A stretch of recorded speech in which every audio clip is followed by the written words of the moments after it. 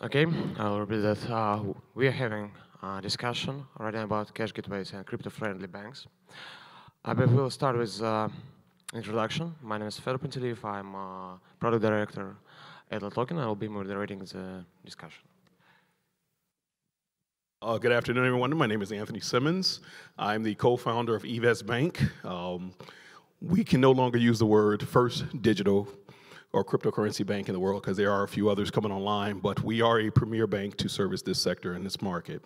And we do have products and services that can facilitate proper payment gateways and payment solutions and banking services for the crypto community. Good afternoon. My name is Joshua Rotbart. I'm the managing partner of Rotbart Co.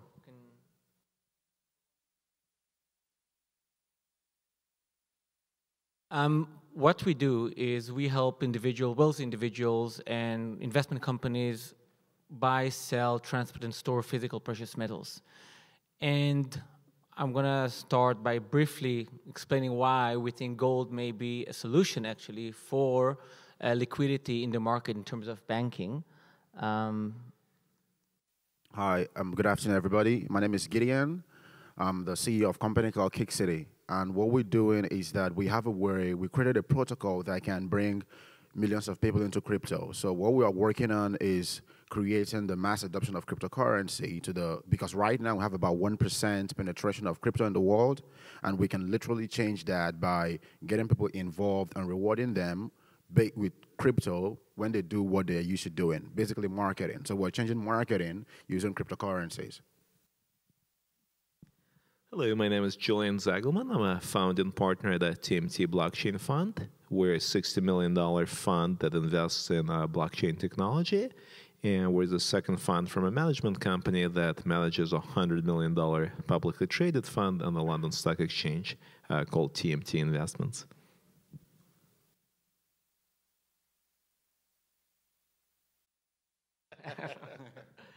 So, yeah, I think I'll skip the presentation itself. What we do, we think we found, I would say, a solution to the banking issues. One of the reasons it's difficult to bank with crypto are the fact that cryptos are not regulated. Therefore, the banks are staying away from it. Second is it's too much high risk for a small industry. So when a financial institution, we work a lot with banks, financial institutions look at the industry, they see just high amount of risk for such a small volume. And of course, it's competition. So cryptocurrencies are competitors in a way to banks. The Bitcoin, the white paper specifically said we were looking for a payment system to bypass the banks. So that's the reason, some of the reasons why banks are reluctant to work with cryptocurrency. Now we realize that gold, when we opened our crypto division, we've been in business for 8 years on the traditional fiat to gold business. When we started getting tracking from crypto investors, we realized there's some similarities. So both cryptos and gold are, I would say, discrete alternative global currencies, if you'd like. They can be used to pay and can be held confidentially. Of course, gold is different because it's an asset with 3,000 years record and so on, and it's physical. But what we realized is that when we had investors moving from crypto to gold, from gold to crypto, because they wanted a safe, less volatile asset, clients came and say, actually, you know what? I'm not going to keep this gold position. I'm going to sell it, and I'm going to take the proceeds because our bankers don't mind if we do investment in gold and we sell gold. So if you get proceeds, if you get fiat money coming in, streaming in from a sale of a gold position, the bank is fine with it. So we're starting to see traction of not what we used to see of just crypto investors moving to a stable asset. We're starting seeing actually gold being used as a way to bank. Now, it's not a perfect solution, but it's a good solution for now. And we're looking forward to work with more people on this.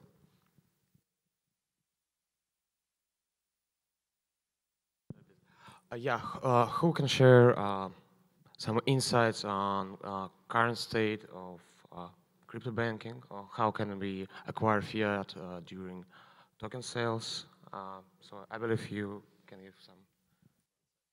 My pleasure. One of the reasons I went out and started eVest Bank, and with my partners, and some of them are here in this conference, is that about 3.5 years ago, I was working in government, working with central banks around the world, trying to create tokenized currency. And what we discovered was one of the biggest issues is that the local banks in those markets didn't want to touch, crypto. And so we said, in order to facilitate proper fund management from a crypto to fiat solution, you actually have to have an intermediary, a fiduciary that understands the industry. And so by going out and helping the regulators and these central banks, one day I had a eureka moment. I was having a nice sandwich, and I said, you know what? Why am I wasting my time and energy? Just go out and start my own bank. I can service clients from this industry because we're talking over $50 billion is sitting in this conference alone, but you have no outlet or no banking partner to assist you.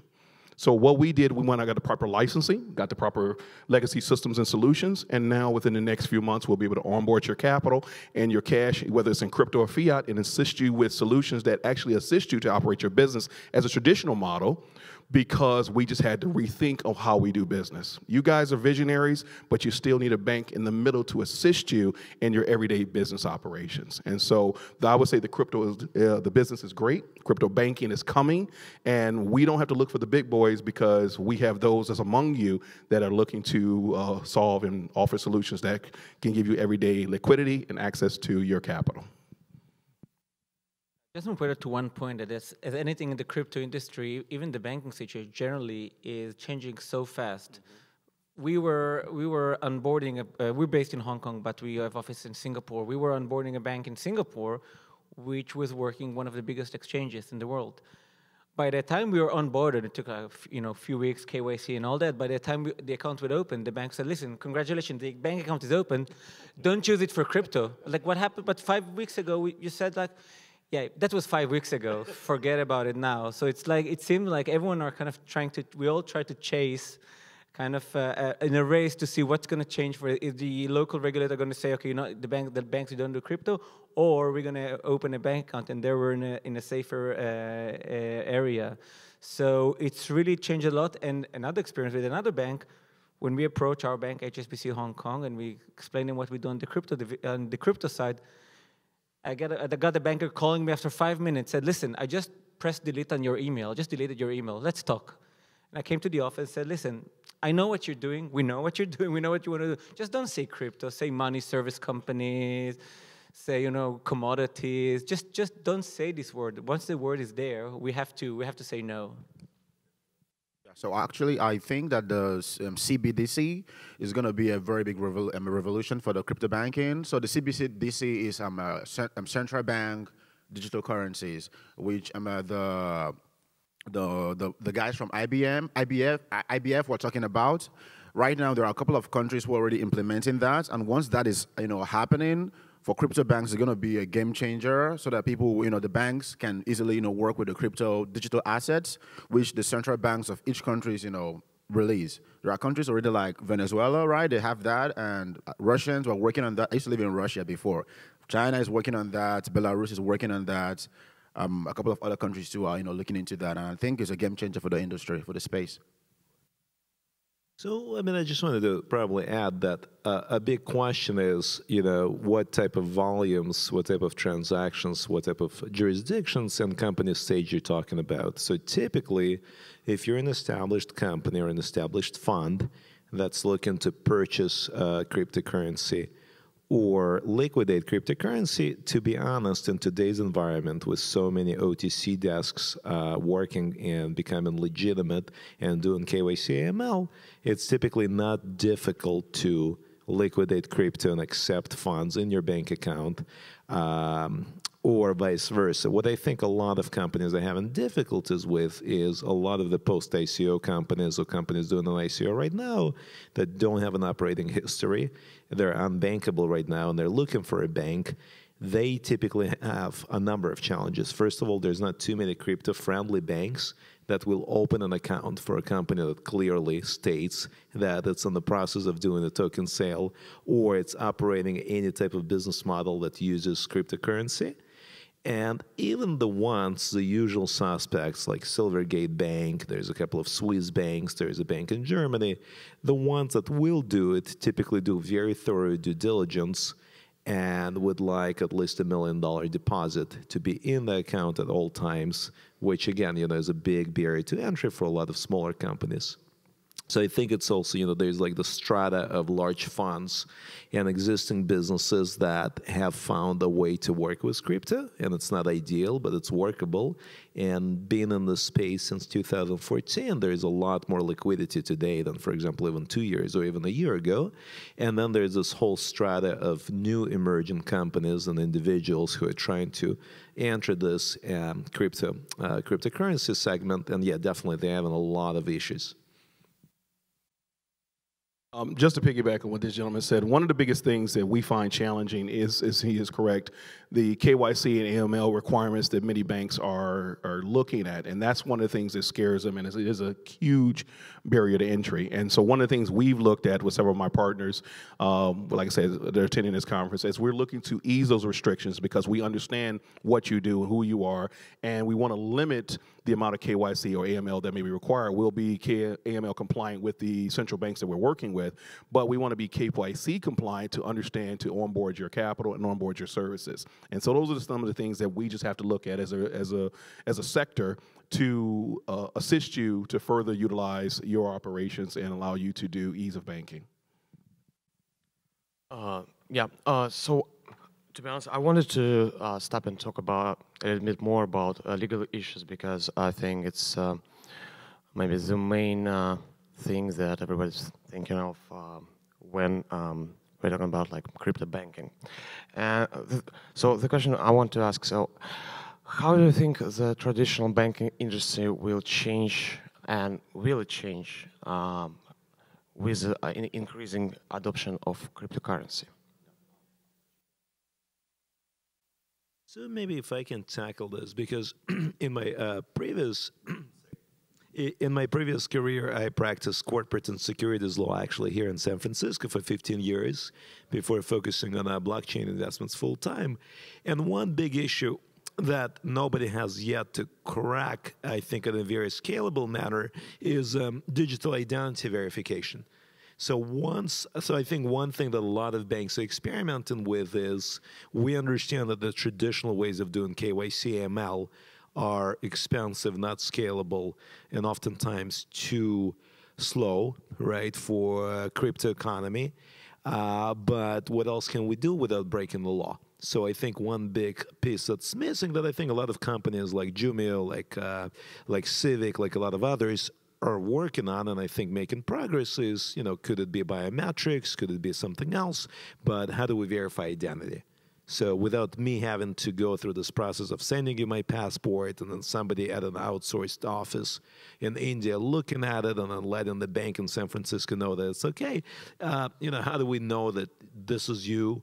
And then more importantly is how do we know that the crypto you're sending is yours versus, like some little terrorist cell in Iran. So those are the kind of issues that I think it'll be, a blend of technology and probably some new regulations. But a lot of banks are very upfront. It's not that they don't like this sector. They would love to do business and charge fees. They just don't see the tools to allow them to do their job and become. Yeah, so if we have, in every country, there are the central banks are able to, release their own digital currencies, and there is a general CBDC rule for the whole space, then it's going to be very easy for all the banks using the CBDC to bridge the gap between the digital currencies and crypto, because basically it's going to be the game changer. It's something very close to what this company is working on. What's the company called again? Ripple also does something very close to that could also help, change the movement of money between, banks and settlement of of transactions. I think first, banks are not going anywhere anytime soon.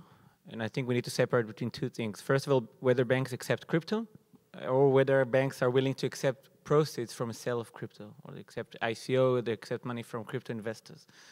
And it's different issues. Accepting crypto is a question of volatility, of actually having the technological infrastructure to do it. Accepting the fund it's mostly, and also the crypto is a source of fund. That's a very big, it's a big concern for us as a company not from the industry. It's a concern coming from a traditional business of gold and precious metals. It's a concern for everyone. For some of our suppliers and our banking partners, it's like they look at it like we can accept cash, like someone coming to our office with a suitcase full of cash and just convert this to gold. And you know, gold, once you put it in a private vault, like a non-bank vault, like we work with, actually it's off the grid. So we have to be very careful. And I think banks will have a lot of difficulties on going through the obstacle. Funny enough, if you have a lot of money, if you have like a few millions of dollars, it's easier because there are a few Swiss private banks that are willing to do it and so on. But accepting the crypto as is, I think it will take longer. When you talk about the legal constraints, let me give you a true case scenario. I am also an IS program manager for MasterCard. We own our own BIN rights for MasterCard. About a year and a half ago, we were working to introduce our crypto card, just like Wavecrest. I'm sure people have heard of Wavecrest, correct? But of course, you know, Wavecrest is shut down. The reason why is because they've allowed many clients outside of their jurisdiction to use the word crypto. And when that happened, Visa came in and shut them down. So what we had to do was go back to our partnership banks and MasterCard International and actually ask them what were some words we could use to allow our clients to utilize MasterCard. Well, we finally, after 4.5 weeks, we finally came up with a word. Yeah, we now call it an assured card. What is an assured card? Sounds crazy, doesn't it? What an assured card is an assured payment solution wrapped in insurance, because that's the only way we can bring on clients that have these global wallets that majority of you all have to move fiat to crypto, crypto to fiat, and have a payout solution. So we had to come up with a name for this, and now one of the things we do is reissuing our whole marketing strategy around assured payments, because that's what MasterCard now allows us to do. So talk about legalese. By the way, you know, it's not only this. I mean, it's not only terminology. It's also, I mean, a serious question about liability. Because we offer storage of gold, we can offer also. We start offering cold storage for ledgers.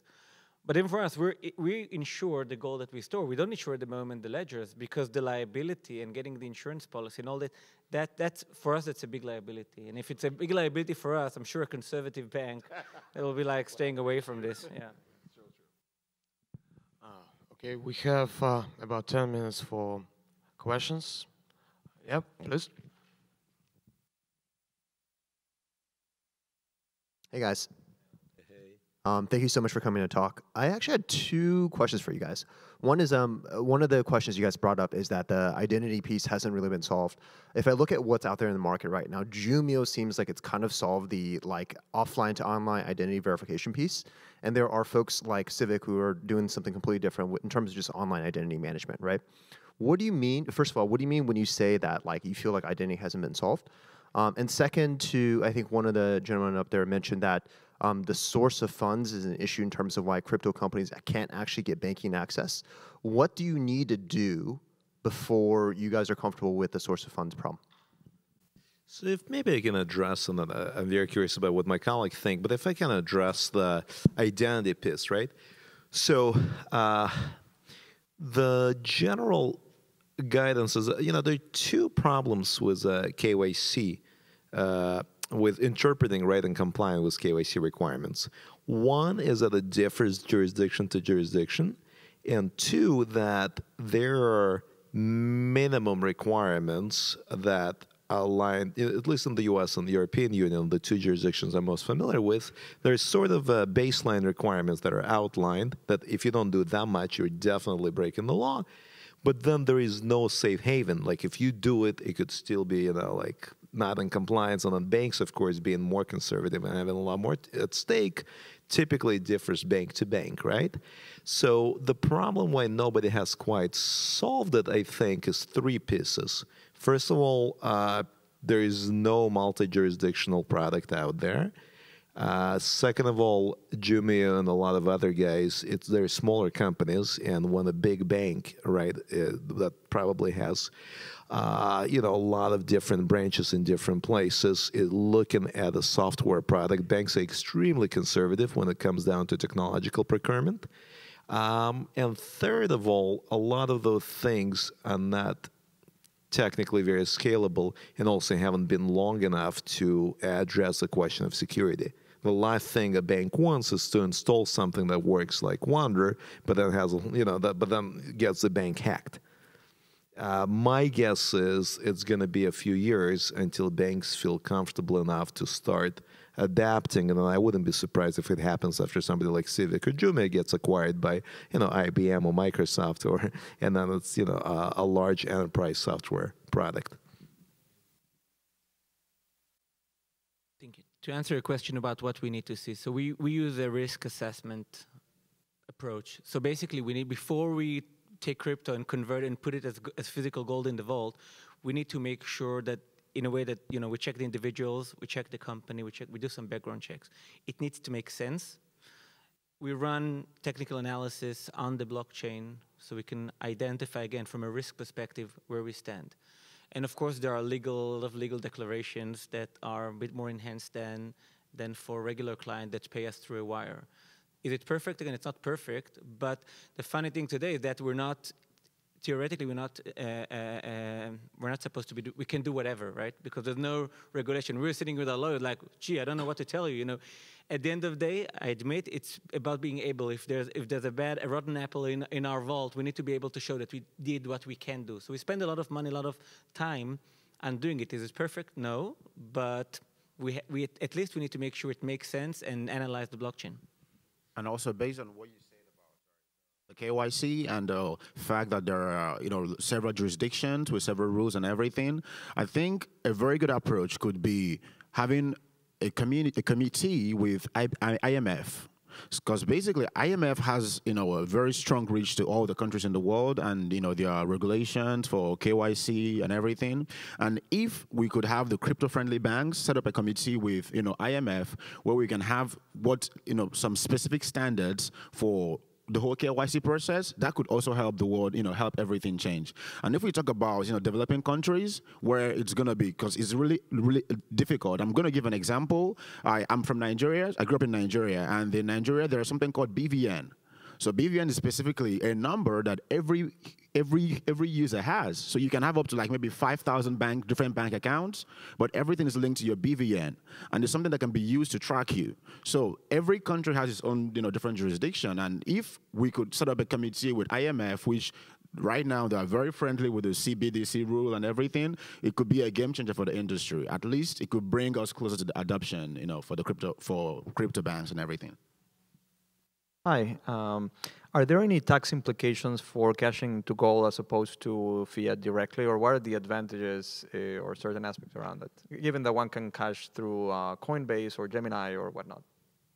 Well, there are a few advantages. First of all, the tax implications are if you sell it for profit. So many jurisdictions will tax it, not all of them.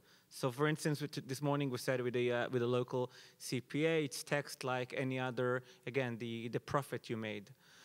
So then it's a question whether you plan to make profit on this, or if you just plan to park in a stable asset. Then, of course, assuming the volatility is low, not sure you're going to make money, but you're going to at least be kind of standing where you are. So if you look at a coin like USDT, in a way, it's a similar concept. Move to something stable. The volatility is low, much lower than any crypto. It's physical.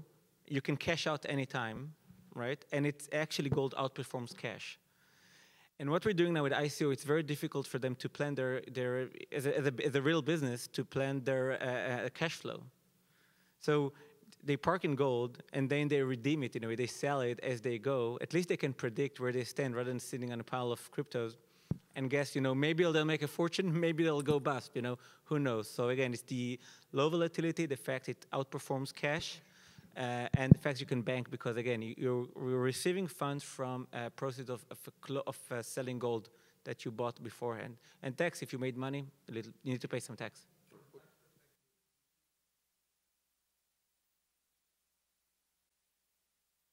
It's the same. It depends on jurisdiction. Again, in the US, if you convert to gold, equities, or any other cryptocurrency, it's the same. I can tell from Hong Kong or Singapore, it's not a tax event. I had a quick question here in the back.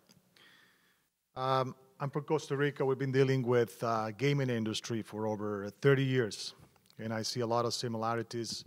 A lot of the companies that set shop in Costa Rica have to reinvent themselves in the last 25 years. Similarities with crypto, what is going on. The interesting part is we talk about KYC and talk about banking, right? Go and open an account with Gatecoin or with any exchange. It's twice the KYC that you have to present to a bank. It's forms of this and forms of that. I mean, it's just a whole bunch of documents. Then you get a wire from that entity into any bank, and immediately your account gets shut down. So I think that's what I get confused, right? And the exchange is one thing, the bank is another thing, but it is. So when we talk about KYC, we talk about banks, it really is a lot more complex. What we learn through years of global banking and setting up this up is you have to consider three things. You have to consider the jurisdiction that you're opening.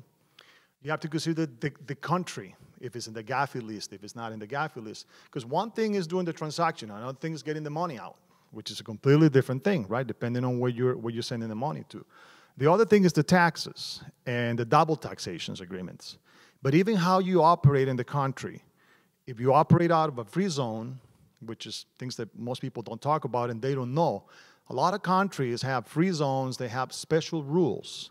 If your operation is from there, you fall under a completely different category.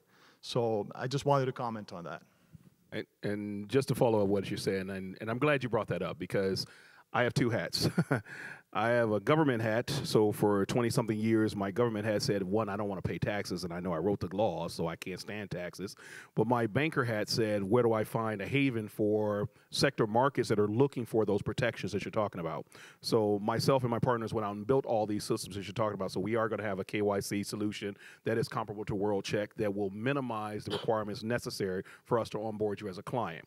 Two, we have our banks located in a tax haven where will allow you to bring on your capital at a tax reduction, unless you want to pay taxes your own capital gains in your own home or country or jurisdiction. That's up to you. And then three, the goal is we've partnered with over 66 banks around the world for corresponding relationships, because you're right. And we've heard that previously. Everyone talks about Malta, Gibraltar, Mauritius, Seychelles. You can name the countries. I can give you a list.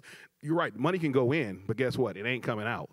I can tell you that right now. Myself and my partner, we went to Switzerland, had the best meetings I ever had in my life. Enjoyed the Wiener Schnitzel, but the problem was the Switzerland bank told me, they say, you know what, we will accept $25, $30 million in here, but when you want to send it out, whoops, that's another requirement. So we have to have systems and integrations and relationships that will facilitate this particular sector as it grows. Once it grows, all of these things will go away. But until then, you actually have to have those relationships in place to build these easy to use solutions. Myself, I believe in other people's money. So that's what myself and my colleagues are doing. We're using money from around the world to pull together to bring those fees down. Because unless money is in the system, you can't affect those rates until there is movement. And right now, there's not enough movement to bring those justifiable rates down. So I think over the next 6 months to 18 months, we'll start to see them adjust as there is more cash flow going through this sector, this industry, and through those rate exchanges. I want to add 2 points. One of them, it's a matter, the charges are a matter, not necessarily operational, it's how much money is, how much liquidity is there. It's a matter of risk. I can tell you, when we price it, I'm not sure we charge more if you now bring crypto or if you bring fiat. Our costs not necessarily are higher as how much we charge, because it's a risk perspective. A riskier business, you need to make more money to compensate for that risk. And this will change when it becomes more I would say, mainstream. When we are in this world of blockchain and cryptocurrency, some people tend to think that that's the world, and it's still a very small industry and a very unique and new industry, right? So I think it will take a bit longer than a year, but once the market is just not efficient. So if you look at some of the exchange, sometimes it can be seen as grab as much as you can, because now you can do it, right? Maybe in a year from now there'll be more efficiency, there'll be more banks, more regulations. Then they maybe charge half. So it's a matter of risk and efficiency in the market. Yeah, I also think that the technology behind crypto is going to affect and help bring down the cost, because right now you have the mining costs and the transaction fees and everything. By the introduction of the second layer technology, like the sharding, everything for Ethereum and for other platforms with the Lightning on Bitcoin, the prices of transactions are really going to drop significantly. And when that drops, it's going to affect also when you're converting from crypto to fiat or from fiat to crypto. I think we are running out of time, so thank you for the discussion. Thank you very much.